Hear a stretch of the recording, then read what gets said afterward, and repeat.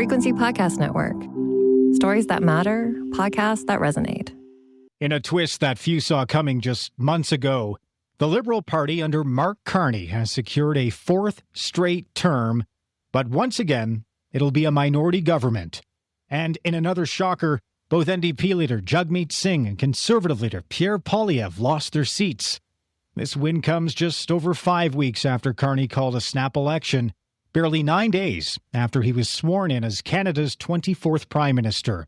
In his victory speech, Carney called for unity in the face of U.S. pressure and domestic division, pledging to lead a government for all Canadians and reminding the country that Canada works best when we pull together. But with a divided parliament and big challenges ahead, can he actually deliver? I'm Mark Day, and today on The Big Story, we're joined by Rob Snow, host of Now You Know with Rob Snow, breaking down what's next for Prime Minister Mark Carney and the minority Liberals, and where the rest of the parties in Parliament go from here. Thanks for joining us, Rob. Let's start with your first reaction to these results. Did the outcome align with your expectations? I'd say that there are two parties that have a lot to be happy about and a lot to be disappointed about. And I think there's one party that has a lot to be very disappointed about. And I'm talking about the Liberals and the Conservatives and the New Democrats. I think if you're the Liberals, if you take where you were 6 months ago, on the mat, down and out, people writing you off, sub 20% in the polls. Today, here you are, you're a few seats shy of a majority government. You have to be thrilled with that result. I mean, it is one of the most remarkable political comebacks in Canadian history. I mean, it's, if not the most remarkable comeback in Canadian history. I mean, the only thing that really compares, I think, in the last maybe 60, 70 years would be the Trudeau comeback of 1980, talking about Pierre Elliott Trudeau.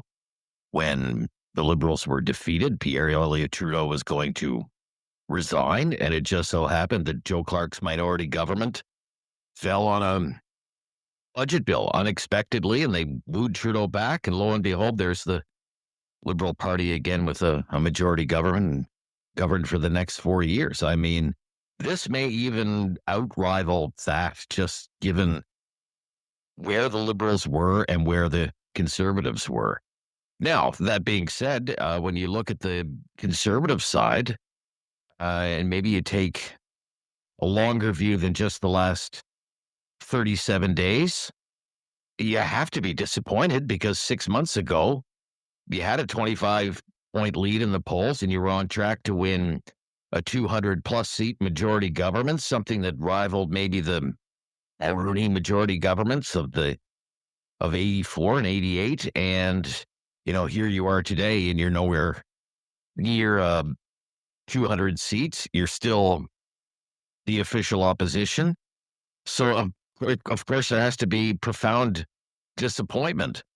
But as well, given where you were at the start of the campaign, 2 weeks into the campaign, and then maybe a week to go in the campaign, then you did, even better than expected. And you held the Liberals to a minority government. The big question mark, of course, is what's the future of the leader and Pierre Poilievre, now that he has lost his own seat? Was the performance on election day enough to save Pierre Poilievre's job? And if so, how does he go about doing that? What are the mechanics of that?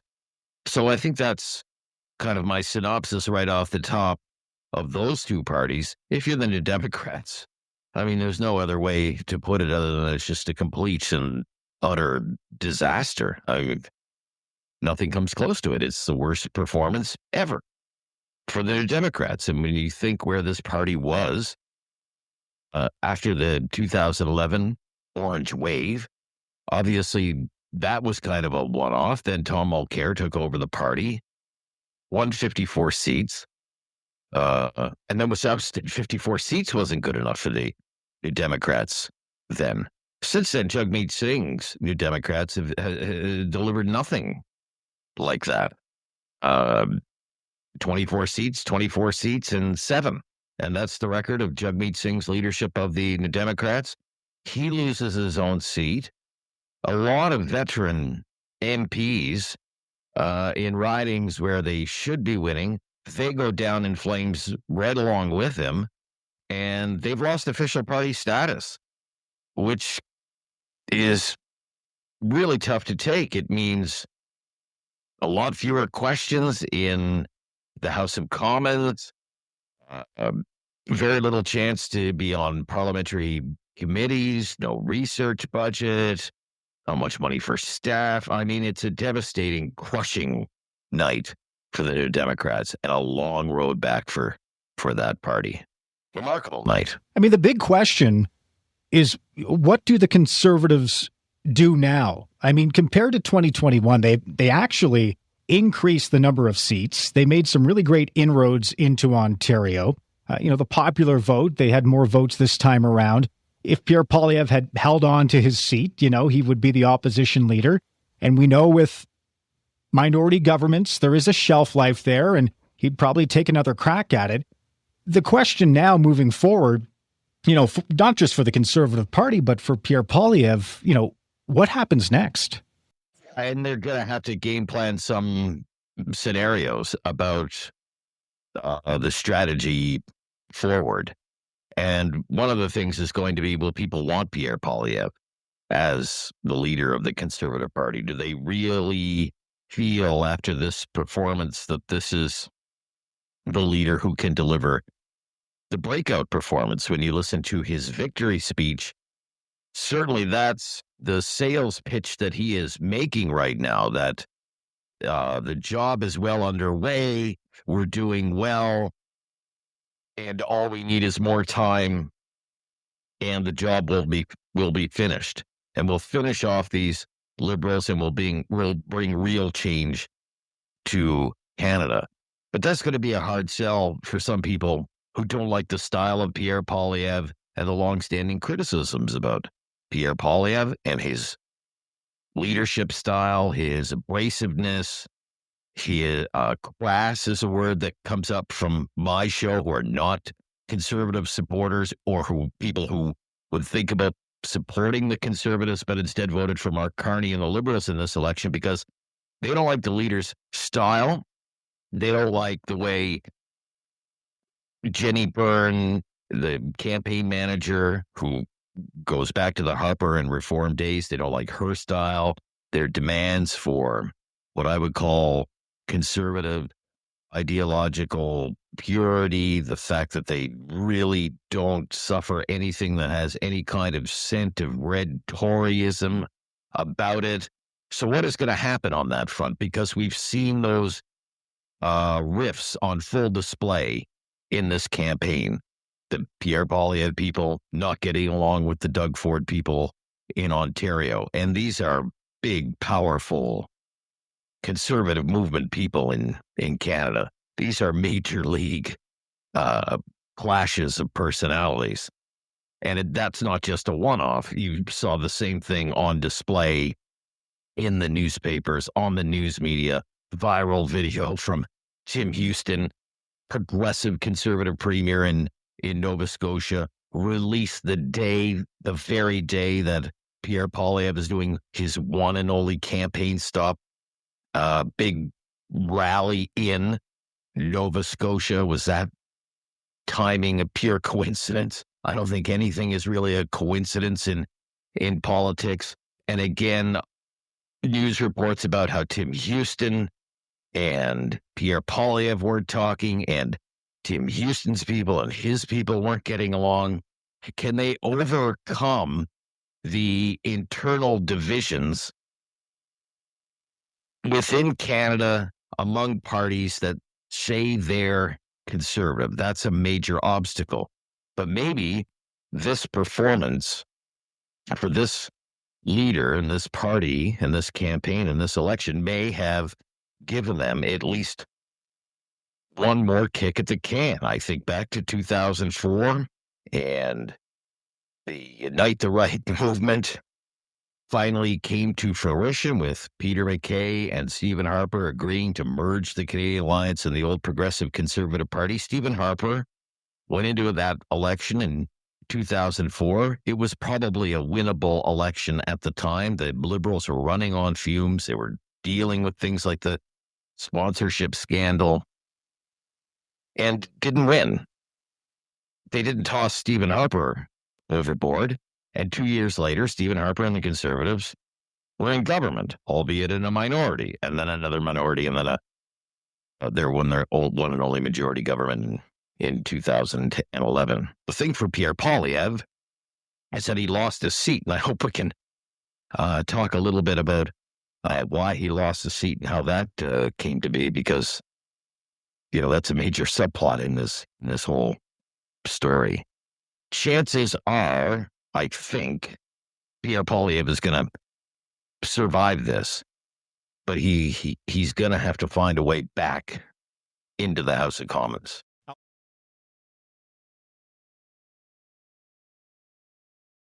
Alberta Premier Danielle Smith says she hopes that she can work with Prime Minister Mark Carney to find some common ground and reset Ottawa's relationship with the province.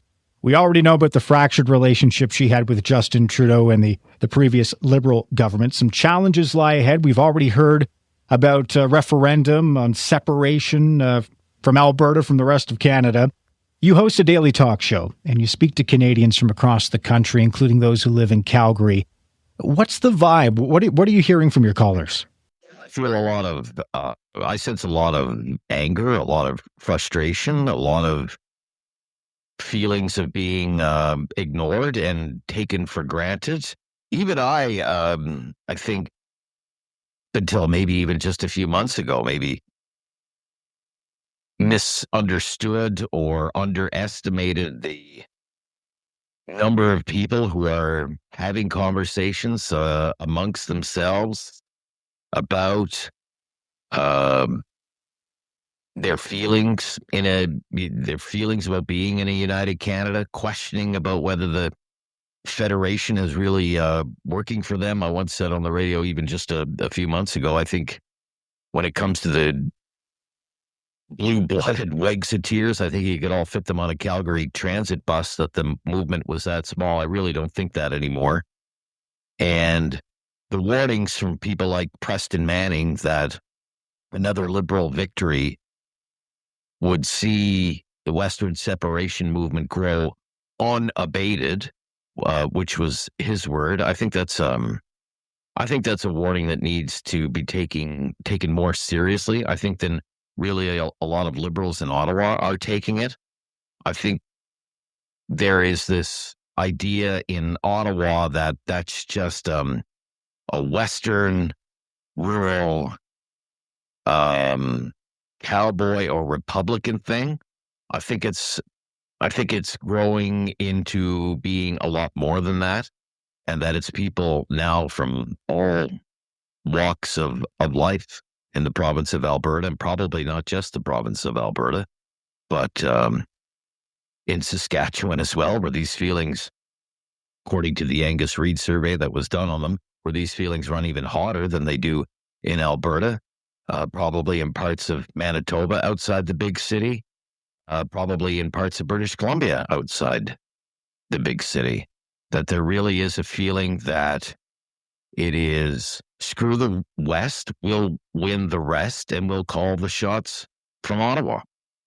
And that has proven to be a successful path for decades for the Liberal Party, and there's no reason to change course now.